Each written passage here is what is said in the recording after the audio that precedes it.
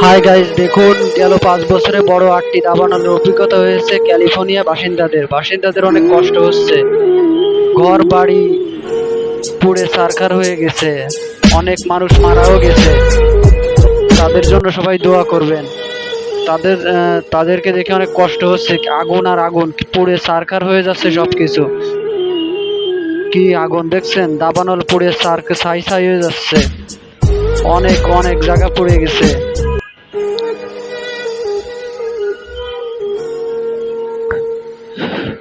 ভিডিওটা ভালো লাগলে লাইক, কমেন্ট, শেয়ার এবং চ্যানেলটা সাবস্ক্রাইব করে রাখবেন দয়া করে।